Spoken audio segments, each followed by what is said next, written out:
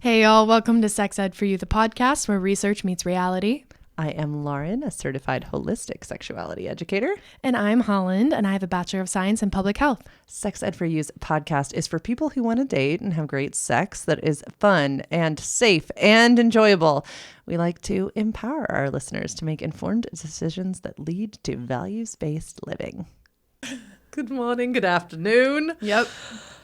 Oh, how are you feeling this morning? I'm feeling good.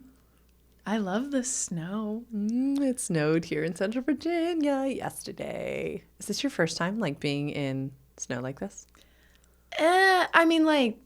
First time that not everybody's like, oh my God, we're going to die. The grid is out. And yeah, so yes. The last time I saw snow like this, electricity was going out left and right. People were dying from it being too cold in their homes, and Texas was essentially just really unprepared. So this is the first time I'm seeing it oh, this is beautiful. Ironically, my baby sister was in Texas for that storm. Yeah. Miles from your family's home. Yeah. That's what's so weird about all That's this. crazy. We literally should probably Google map the connection. They had to flee. But basically flee. Yeah, his apartment, all the water started bursting in apartments above them. It was really scary. And so Yeah. it Was too. Yeah, it was crazy. They're down the street. That'd be crazy. So she went and stayed with one of my really good friends who she hadn't really known over in Austin. Yeah. So he drove her to Austin. Yeah. Holy crap. Mm-hmm. That's crazy. Mm-hmm. Crazy. No, we were over the Christmas holiday when I was stalking you on our shared location. So we were trying to figure out then, how close his apartment would have been to where your parents are. Crazy. Small town. Wild. Small world. Yeah. Anyway, for our subject today, Holland and I, y'all, have a list of so many subjects that we're always very excited about when we write them down. But then when we sit in these chairs, we have to re-find motivation or connectivity because we're not really interested in doing subjects we're not really excited about in the moment. Yeah. But we found one. We did. What are we talking about It's today? such a fun one. We're going to talk about sex within new relationships. Also we're drawing a lot of lines between things. So sex within new relationships, BDSM, what you're interested in, and sexual compatibility. And how to communicate that. Yeah. Because, so in my mind, it's two things: knowing what you want and then telling another person what you want. Yeah. Which is risky in new relationships and risky in long-term relationships. Oh, absolutely. And I'd love to kind of compare and contrast. I'd love to talk about some resources that we have, Sevi has, as well as ones that you and I have utilized in the past. And then how to bring it up with a partner. Yeah. And Adrienne Marie Brown, shout out, our first reference of the day, has a list of principles of liberated relationships. And two of them that I wanted to mention was number one, the first time you have sex with someone is not necessarily an indicator of all of the sex you will ever have with them. No. So that I want to talk about. And then secondly, that we do owe it to our sexual partners or potential relationship people to align our sexual longings. And so having these conversations early on is really beneficial. Absolutely. Really beneficial. I know it's hard. I know it's awkward, but that's what we do here. Yeah, literally. We have the hard and awkward conversations and equip you to. And I also think it empowers us to stand in our agency, because even as much as our yes is yes, our no should be no. And then we can have some yellows and some maybes, but the no's are no's. Absolutely. And lastly, we're both really passionate about not yucking somebody else's yum. For sure. And you and I were just sitting here going through some of the lists and we'd be like, about some of these things. And it's just really important that we figure out ways to listen to other people's sexual desires without making them feel bad. Let's talk about, from your vantage point then first, kind of how you have approached sexual desires. Does it come easily to you? Is it tricky? Have you been in situations where you weren't getting the sex that you wanted to have? And how did you bring that up? That's a broad question, Lauren. I'm just saying.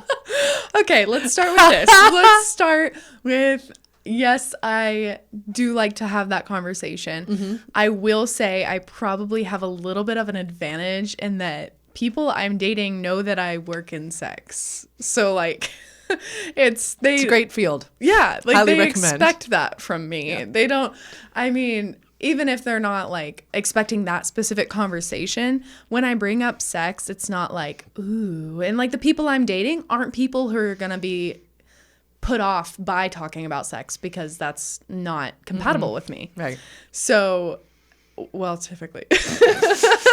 This is why I brought it up, because it's juicier. Well, because this is when research meets reality. Oh, yeah. And you and I try to be really transparent. And I'm going to share a personal story in just a minute, too, that it is one thing to have the background we have. And then it's another thing to intermingle the erotic brain with it too, which is, you know, this kind of concept of overcoming ambivalence, right? Like, yes, we know that we should be having, you know, equal conversations with our sexual partners and all these things, but oh boy, is ambivalence hot too. It's so hot. So listen, y'all, we have this research brain, we have this knowledge. Yes, people know what we do. And we are human beings as well. Oh, I'm so human, and I make so many mistakes. But having that conversation, I think the way I typically bring it up, and again, you know, I have a little bit of a foot in the door already just by somebody knowing where I work. But I typically bring it up just like in a calm environment, a private environment. This is so silly, but like I always like to eat beforehand. I don't want to have this conversation on an empty tummy. Yes, it's a rule. Y'all, I am a holistic sexuality educator, and yet I don't know if I would ever put that on my list. Must have a full tummy. I must have a full or a snack. Really? Yeah. Good. It just, I don't know. I'm a different person when I'm hungry. Good. Good. I under-resourced. Maybe like it's like running on empty, like a gas tank. Mm-hmm. And I just like, food plays an important role in my life. It's good. Good. Yeah. Know and this. Like, know everybody's thyself. a little bit happy after they have food, you know, like the happy dance. Oh, wait. Are you also putting food in the belly of the person you're having this conversation with? Yeah. Like to fatten them up type of thing? Yeah, I'm fattening the calf. You were like, everybody's happier when their tummies are full. They are. Everybody. Yeah. So let me contextualize rule number 2. Yes, everyone in the situation needs to have eaten. Okay. They don't have to eat together. Good. Everybody's tummies are after full. A meal. I think that's kind of what it is. That. It's like after a meal. I love that. No. Yeah. Like we've had dinner. We've had a glass of wine. Okay. Wine doesn't have to be there. Maybe you've had a little bit of a joint. I don't care. You can be completely sober. Mm-hmm. It's just how I like to enter this conversation. I love it. Because the meal, it's like you already are. Here's the logic, right, of having the meal together. Yes, I just like to have food. Also, if you're having a meal together, you've already like kind of dived into some good conversation, I would hope. And then like after dinner, everybody knows after dinner is where the best conversation starts. Mm-hmm. So then you have the conversation, you go home or you get in the car, and that's when the conversation begins. And in my repertoire of skills, for some reason, the way I start this conversation is, hey, what kind of porn do you watch? Because it's casual, you know, like it's like everybody watches porn mostly, and like everybody has their thing, and that really can give you insight into what somebody likes. And so I start with the porn, and then I move into like more specific questions. Do you have any fantasies? I don't know. I'm trying to think. I usually just go with the flow of the conversation. I don't have like a list of questions, oddly enough, but it starts with porn every time. Notice, everyone, that she did not say, do you watch porn? No. Right? This is a Kinsey research trick. When they did like their first big bout of research, they never said, do you or do you not? Yeah, not they yes said, or no. at what age did you start? Fill in the blank. Mm-hmm. That is very similar to the method of questioning you used there, which is very open-ended. If someone doesn't use porn, it isn't simple. They can say, oh, I don't watch porn. Yeah. But it also would be very welcoming if they don't watch porn, but they're more like me and they love erotic literature, Yeah. right? Like they're more reading, they love their own imagination. Or if they wanted to say at that point, I don't use porn, but I love my fantasies, Yeah. right? Like a really great fantasy life. Or they want to say any type of porn then. Yeah.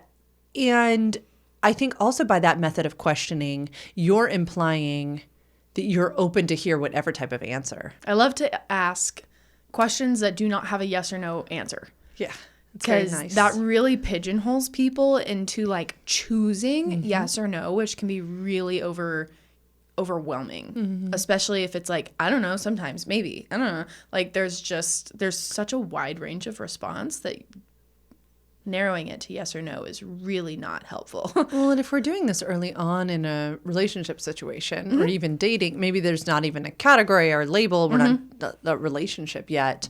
You know, chances are you're still learning about other things too, such as, you know, how liberal is this person? Yeah. How sex positive is this person? They also might not know all these things about you. Yes, you work in this field, but I don't think many people are familiar with what sex educators do. No. So I just also think that there's so much guilt and shame surrounding sex and sexual behaviors still that the response could have a negative effect. So Absolutely. You're giving them leeway.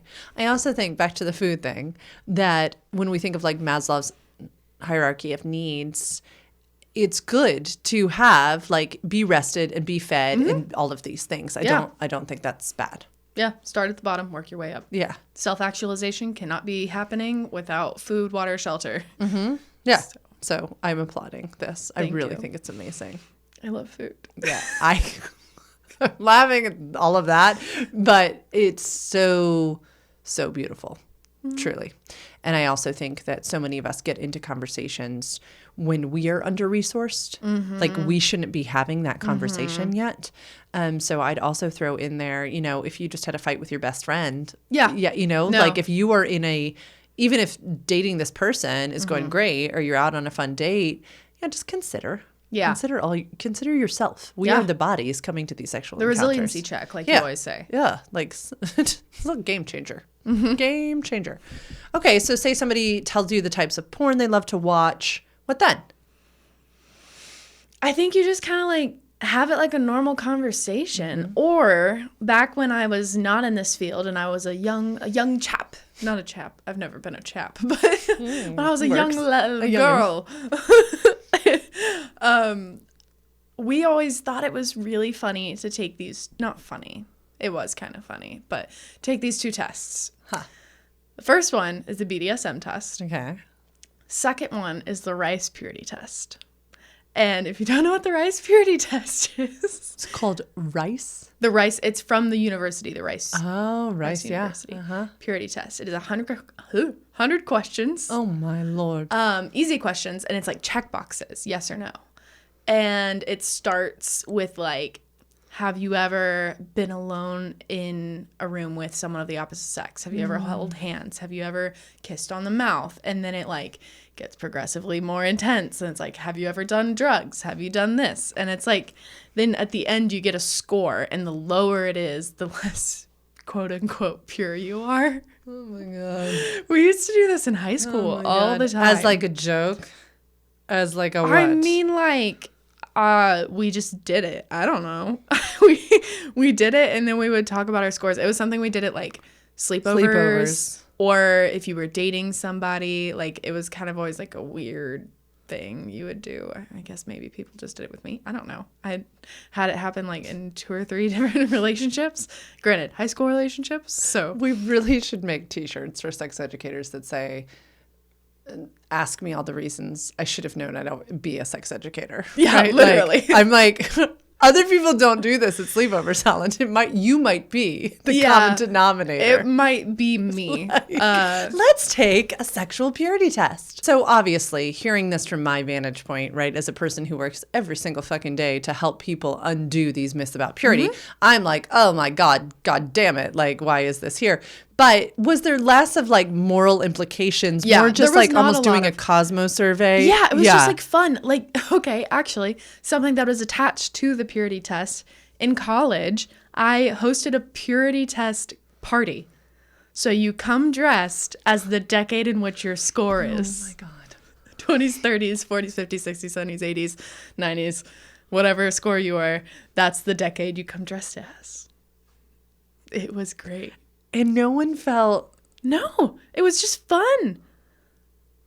Okay. And maybe that's just my perspective on it because I'm so like, oh my God, so cool. Like, what decade are you? And like, you don't ask people what questions they said yes or no to. Oh, okay. You just, you're like, oh, cool. You're in the Right, 30s. but the closer to 100, the more pure. If no one's making judgments about unpure versus pure. No, because it's not really about purity it wasn't about purity for us. Okay. It was more so just like a fun activity, I guess. And my friends and the people that I knew, like everyone knows what it is. It's such a widespread thing that it's like, who cares? Like just do it and it's fun. And if you're uncomfortable with it, don't come or wear normal clothes.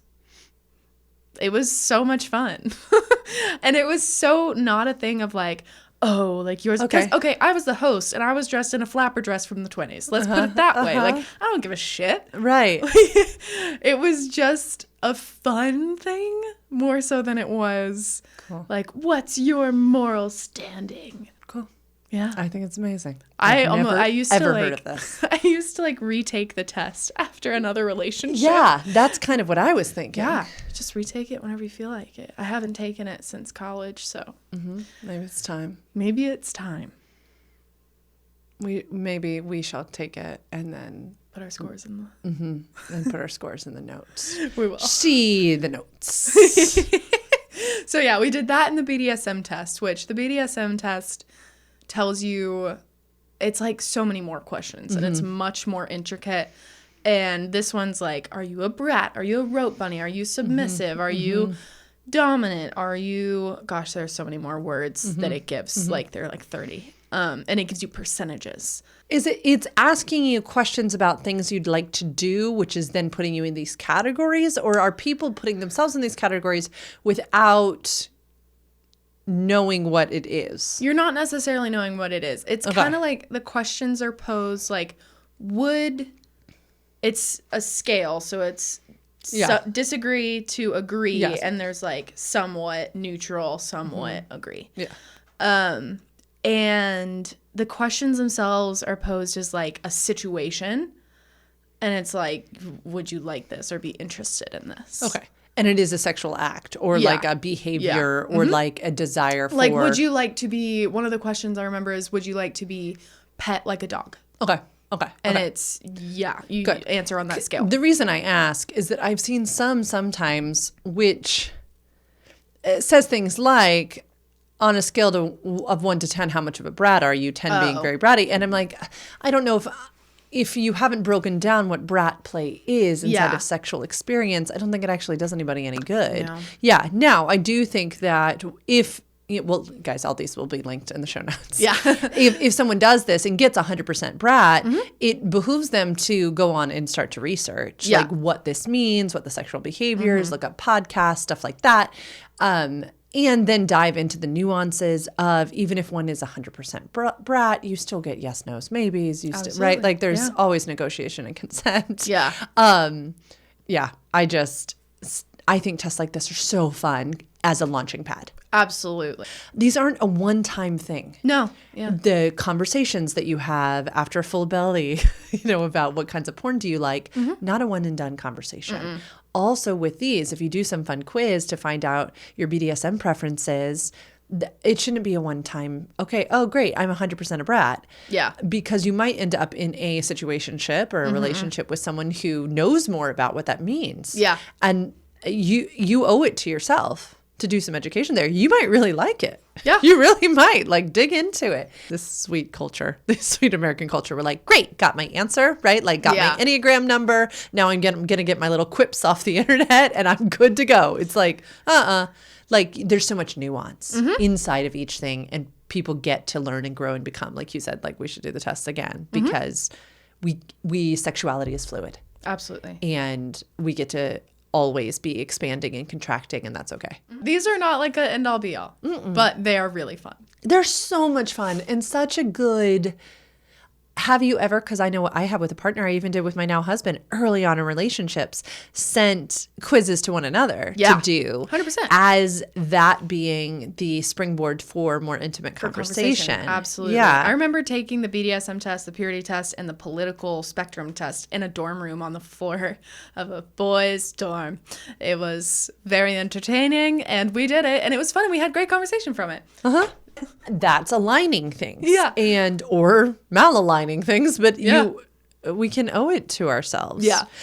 And what do you think of if people have different sexual preferences that aren't a full-bodied no from somebody else, you know, that are like a big interest of one party and kind of fall in the like, meh, range of another? I think that this category could really fall into, for a lot of heterosexual couples with men that are open, pegging. Yeah. I think that really falls into that, because it's like I've known a lot of women who have had that situation. And almost every time, it's not like in the woman's body that I've known, that I've been friends with, they've all been like, it's not like a hard no. Like, it doesn't gross me out, but it's like scary. So I think that really falls into that category. 100%. Such a beautiful example, right? And we talked about this, I literally think last episode, the joy that comes from stimulating the prostate. Yeah. To me, a sex educator, if it's not a hard no, if it's a or a maybe or a yellow area, something like that, the joy for the person that it's for can be in the intimacy you gain with the partner, right? And helping all of their deepest sexual desires come true, the fun you have, the giggles you share, the eroticism they experience with you, you picking out what they want to be pegged with, right? Like all these types of things. It is a new neural pathway that you're creating. And that can be amazing. That's what I encourage people to lean into, that it doesn't need to be you jump off the cliff, right? Like that you tiptoe into this water together. I think the emphasis the only one that I would put on there is just that the person who it's the full-bodied yes for is respectful of the person that's more in the yellow area or the... What does that look like? I think, letting them be involved in the process. So if pegging is the thing, do they want to be pegged by their own partner with a strap on? Do they want butt plugs? Do they want something else? Share all these things. And then I would say involve them in the process, share the fantasies that it comes with. Maybe, I don't know, expose them to something that turned you onto it in the beginning. What about timelines though? What do you mean? Like, okay, I know it's going to be different for everybody, but I think that's such an interesting, like, point in the relationship when, okay, someone's brought up this, like, sexual act that they want to do. One person's a full body yes. One person's like I think what often happens is the person who is a full-bodied yes feels like they're pushing for that thing over and over and over. And the other person is like, I'm not ready, or I don't know when. What does that look like? Like planning that future involvement in that. First and foremost, I want to make sure everybody understands the concept of sexual agency. So I would have the conversation pretty upfront about timelines, negotiating timelines, like how quickly are you thinking? I don't feel comfortable with tomorrow, the person.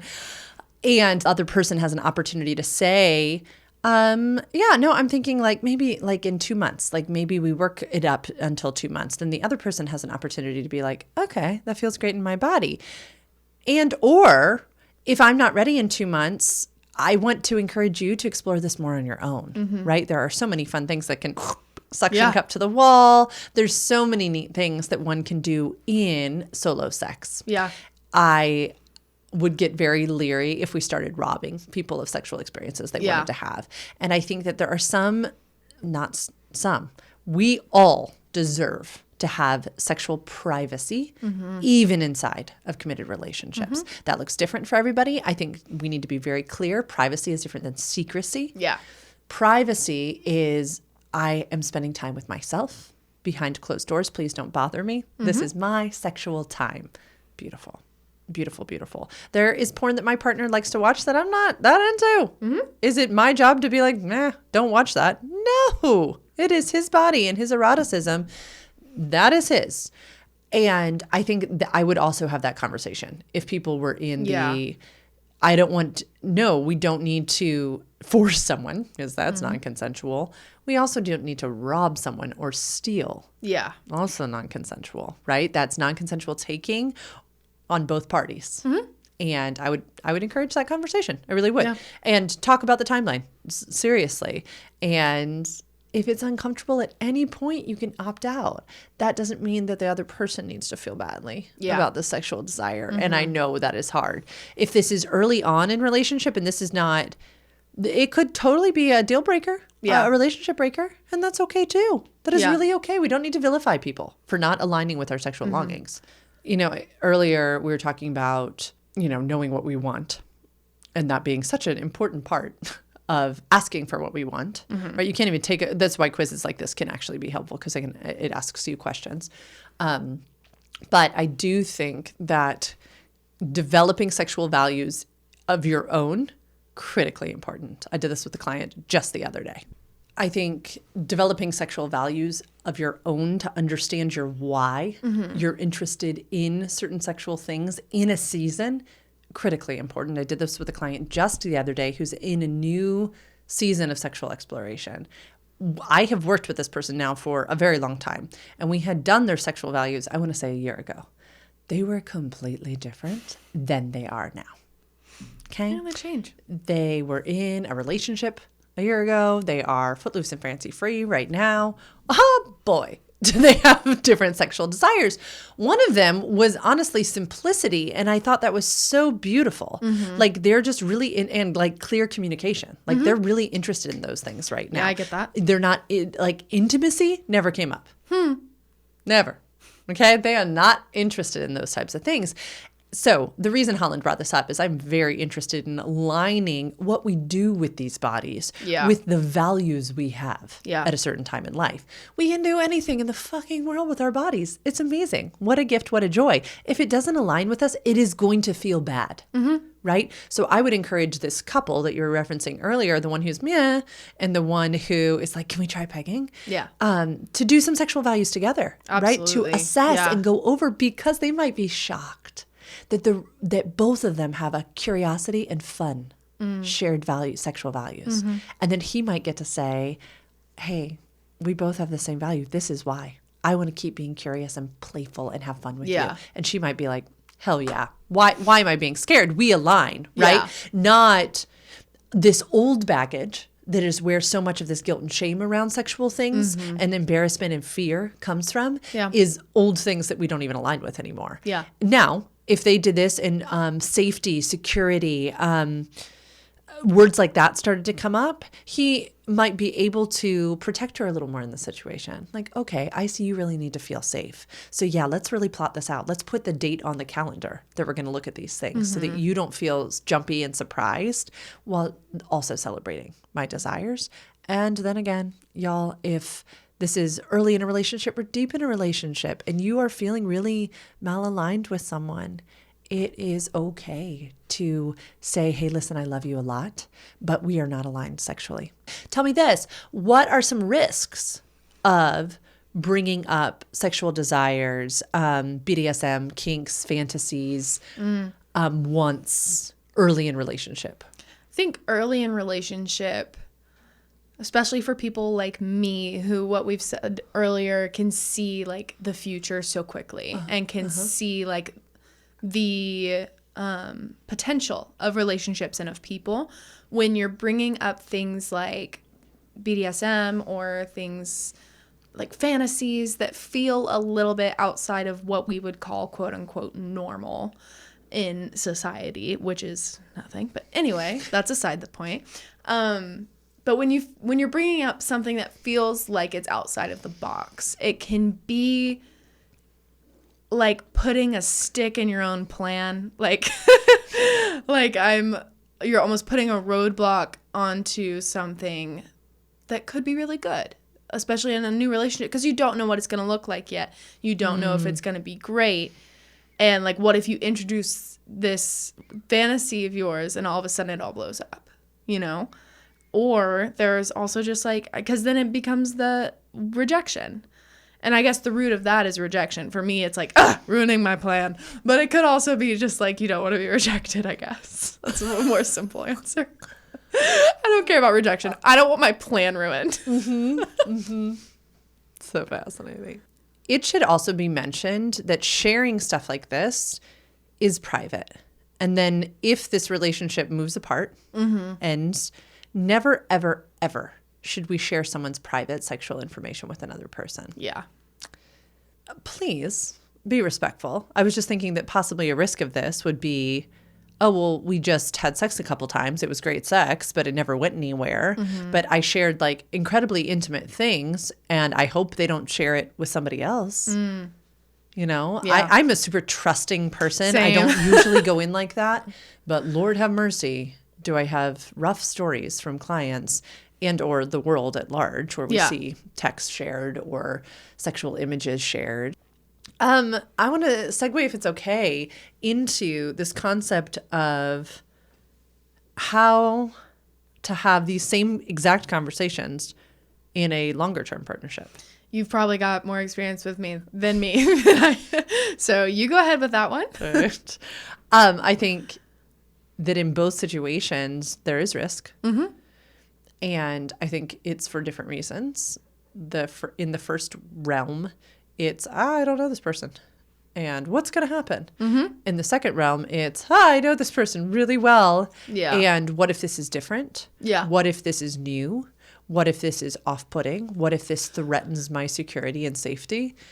Some fascinating research for people in female bodies and people with vulvas is that oftentimes their eroticism is for the first time unlocked when they feel safe and secure.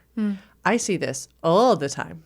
Whether a client is finally feeling safe and secure in their own body, and then all of a sudden they're like, whoa, right? Like, finally I don't hate myself, and now I feel desirable by everybody. Yeah. Or finally experiencing felt safety inside of a partnership. And then all of a sudden they feel safe and secure and they're like, Lauren, why am I thinking about my old high school boyfriend? Yeah. Okay. This is how the erotic mind functions. Yeah. It loves safety and security. And so it's totally normal for deep inside of long-term relationship to all of a sudden be getting a kinky brain. Okay. Yeah. That did actually like click something in my head. I finally came to terms with my bisexuality when I was really deep in a long-term relationship, and it was like super interesting. Ding. I was like, all of a sudden I'm interested in girls, and I've never really been like okay with it. I don't know. It was such an interesting situation. If we have a moment, I'll see if I can find the quote from the book that we read, Inside of Hemlock. Shout out to our book club. Because it was, everyone identified so deeply with it. Yeah, when I experienced security of way different kinds, everybody had a different story. Yeah. That's when I unlocked this piece. And doesn't it make so much sense? It like really if all of does. a sudden we find ourselves so fucking sexy, right, in the mirror, that then we're like, I'm desirable. And so then when someone starts flirting with us, we're like, oh my God, all these people started flirting with me in the bar. No, they've always been, right? Like humans are humans. You just saw yourself as that person. So all that to say, inside of secure partnerships or long-term relationships even, we can find our brains feeling erotically interested in new things. It can be a great time to do a yes, no, maybe list. And yeah, it can be nerve-wracking because of, oh, wait a second. What if this changes your view of me? What if this threatens my security? What if you think I'm gross? Right? So yuck, yuck yum But stuff. the benefits to it are so much better. So much better. Here's my little story. I had a Reiki session a couple weeks ago after Holland and I did our, work retreat. And my incredible Reiki practitioner said, you need some nurturing touch. Like, you've got to watch out. Like, you're in desperate need. Who can you ask that for? Like, where can you get that? Like, yes, you need to go book a massage, but like, where else can you get this? And I thought in my head, oh my goodness, my dear sweet partner would give that to me in a heartbeat. I just have to, these are the kickers, notice, trust, and value that I want nurturing touch. When I work with clients, I will say, where do you get stuck? Okay, so with nurturing touch, I could notice it. I knew I needed it. Okay. I valued it. No, I noticed it. I trusted it. I trusted that it was real. What I couldn't do is value it. Gotcha. I couldn't value my need enough to like speak it out. Well, all it took is somebody else knowing, which is the benefit of working with anyone, y'all, for me to come home and be like, it was a great session. I need to ask for some really nurturing touch, specifically in lovemaking. And yeah, I wasn't met with, what are you talking about? Or why haven't you asked for it sooner? I wasn't met with any of that. I was met with, I'd be happy to provide that for you. Of course, because when you ask for what you want, especially, ironically, to use Holland's wonderful step-by-step solution earlier. After dinner. We had just eaten a lovely meal. And we were sharing space together. And it was just a relaxed scenario. Yes. Yes. It's all about the dinner. It's all about the dinner. Anyway, but that was on like a Sunday or a Monday. And I had honestly kind of forgotten that I had said anything. And then Wednesday evening, I think, he initiated a sexual encounter full of so much gentleness and tenderness. And I just thought, oh my God. And it was absolutely mind-blowing. And y'all, I usually like some freaky sex. I usually like carnal, or quickies. I love bodies, and it's not usually where I need to get my soft nurturing touch. It's just not. And so this was actually different for me in my body, and it blew my mind. And so later we're laying in bed and he was like, how was that? I was like, it was maybe some of the best sex I've ever had. And not to shit on you, oh dear one, it had nothing to do with your lovemaking. It had everything to do with, I kept thinking in my brain, this is what I asked for. This is what I asked for. I needed this. I'm getting what I asked for. I wanted this. I asked for this, and now I'm getting it. I kept using these cognitive tools that I teach my clients of observing the behavior and then giving positive affirmation to the behavior. So I kept being like, wow, this is amazing. I wanted this. I'm observing this. I like this. Literally kept going through that. Wow. Yeah, wow. That's what I felt like the whole time. And it was so good. And I thought this applies for anything, right? If you were really wanting to try being spanked with a paddle in a sexual encounter, it is not going to be any good if the whole time you're doubting, if you're not valuing your want of this thing. Yeah.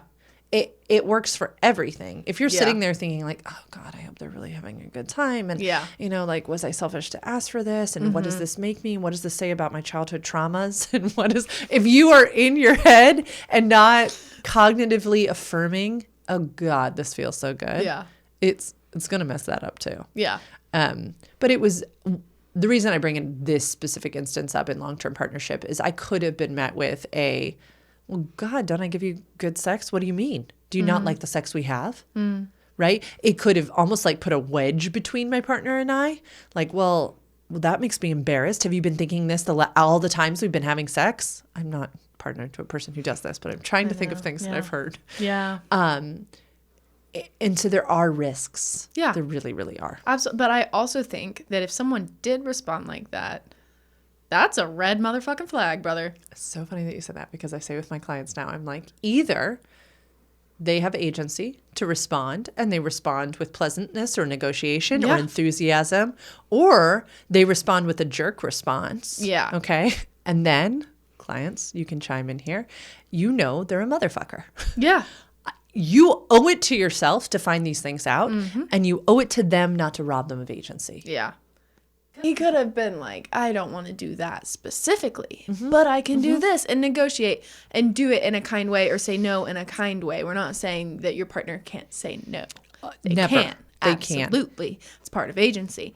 However, the way in which the no is stated is extremely important. No, I honestly think Trey could have said, babe, I am happy to do some more gentle lovemaking. I think that possibly we might need to get you into some more spaces in which you're nurtured. Yeah. Yes, and, I'll be gentle, but I'm also going to help you find, or I'm going to encourage you to find a massage therapist who specializes in some of this. I'm going to encourage you to ask a friend to braid your hair. Yeah. He could have said no in in a different way. Yeah, absolutely. And that's fine. Yeah. The way in which it's stated, though, is so important. So important. Really changes. If he had been like, gross, no, I didn't marry you to have nurturing sex, then he's a motherfucker. A motherfucker. And we need to always, what does Maya Angelou say? When people tell you who they are, believe them. If people are answering like motherfuckers, they're a motherfucker. We don't need to do the like gendered female thing of like, let me fix it and solve it and make you better and lead you to healing through my wonderful brain. No. God, no. Do we want to thumb through the sex ed for you? Yes, no, maybe? Yes, really I do, fast actually. And see if there's any observables. We will make this available in the show notes, my friends. Want to go through the whole thing, or you want to just like, you want to just start with some of the beginning ones? Yeah. Like give some examples of what this starts with and how somebody would play it with a partner, or I can do the how you would play it and you can then do some of the things. That really just overloaded my brain. I'm sorry. What the fuck? I'm going to explain how one would play it with a partner. And then Holland's going to give us some examples, some of the favorite ones that jump out to her. Okay. So when I help people play this with a partner, I say either print it out or do it on some type of tablet-y thing and go through and write yes, no, or maybe by each of these things. It's 1, 2, 3 pages. It's not that long. This is like a very basic introductory one. And then once you're done, pass it to the partner, read it from start to finish, and then take a breath, take a pause. Because sometimes people who are doing this for the first time get a little like, they want me to do what? Let that pass through your body. That's silly. Then look at all of the things that maybe you were also a yes or a maybe to. And then start the conversation with those things. You can go ahead and talk about no's, but only after you have talked about yeses and maybes. Yeah. The things that you have in common. Yeah.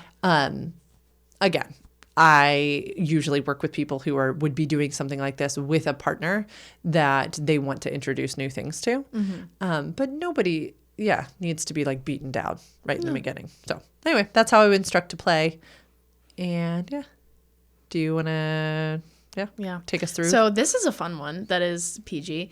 Touching a partner affectionately in public, like PDA. Yeah. Not everybody loves PDA. My best friend fucking hates PDA. I love public displays of affection. Like it truly brings me so much joy. So it's a good one to start with. It's a really good one to start with. I think that so often in these like kinkier ones, which we do have, they leave these types of things off.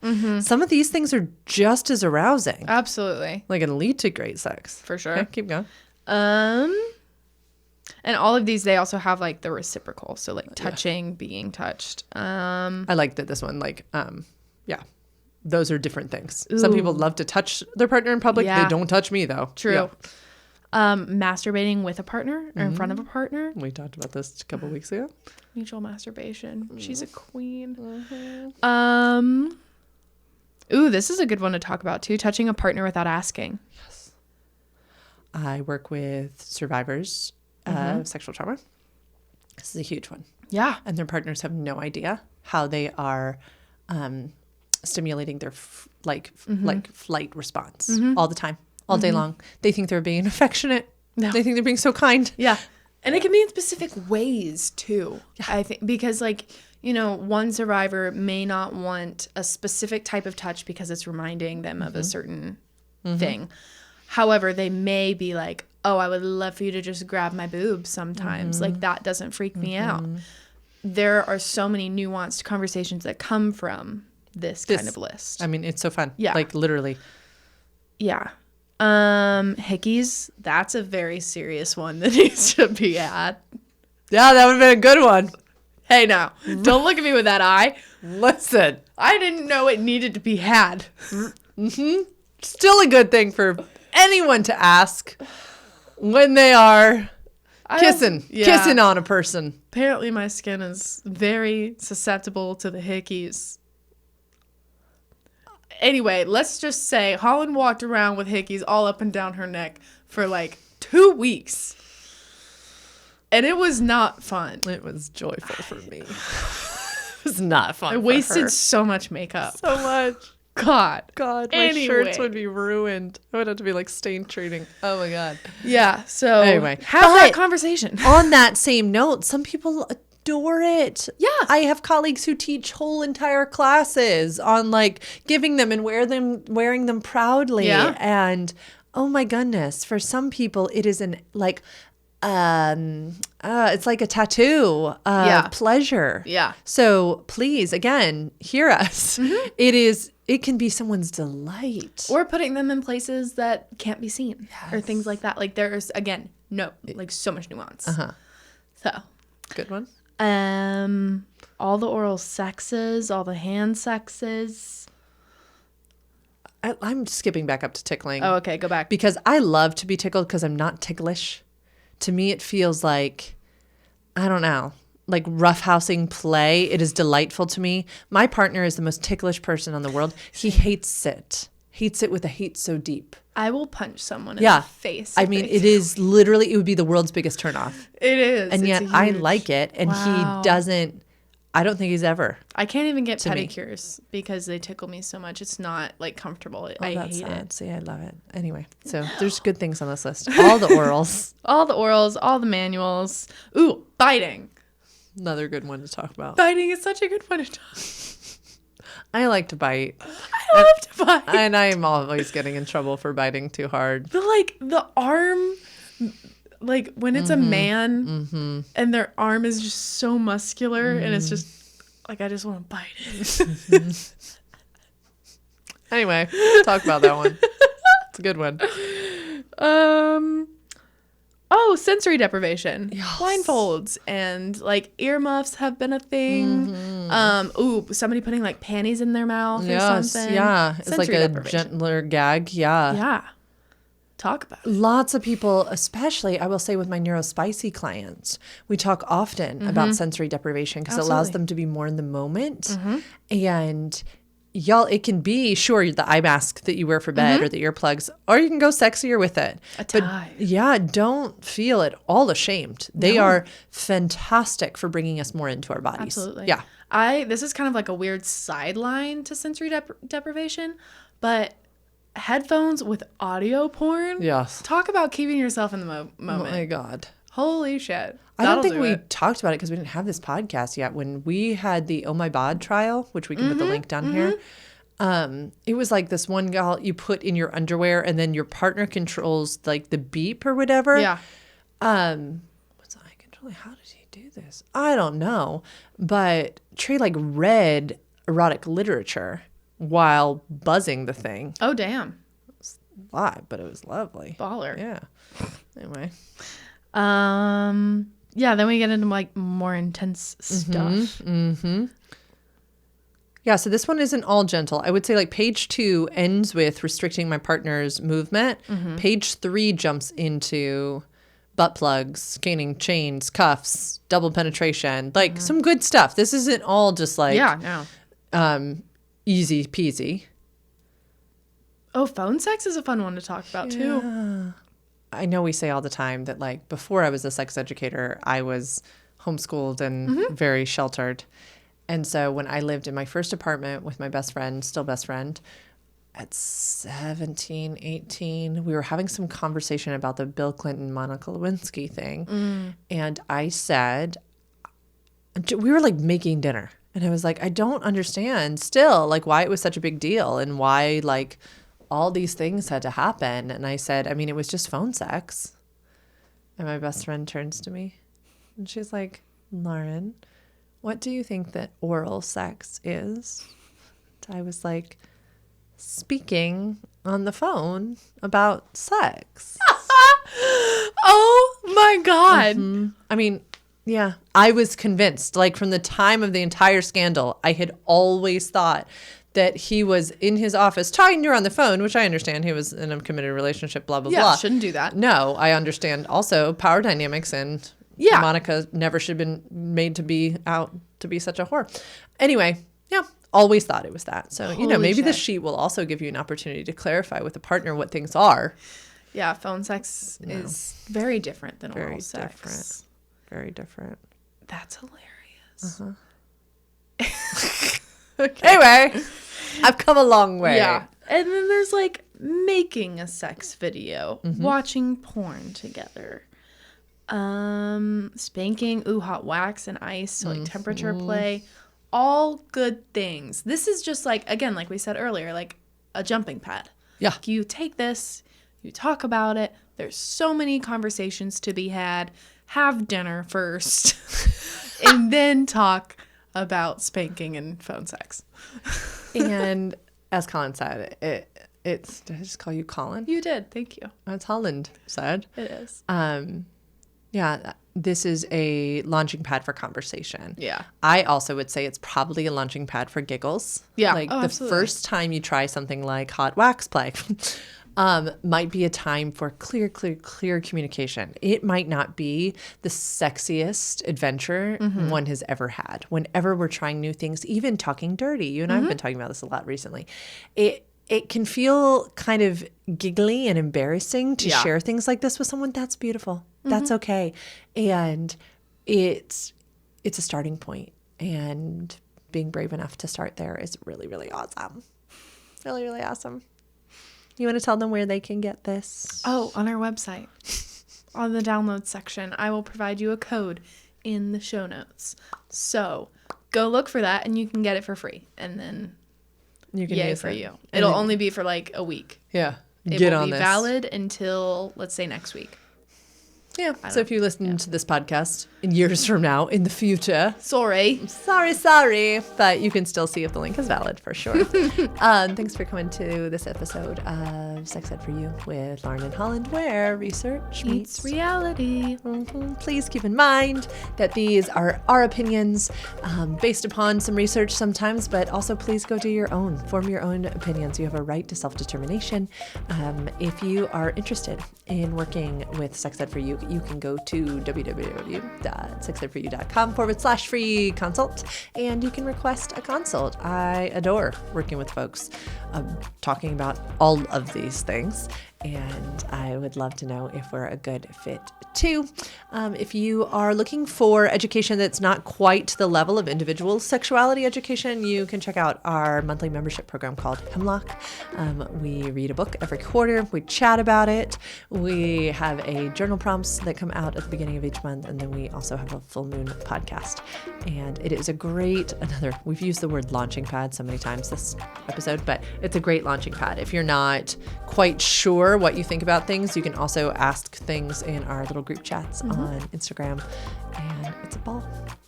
Anything else that I left out? Where can they follow us on Instagram? Sex_ed_for_you. That's all. Have a great day, everybody. Bye. Bye.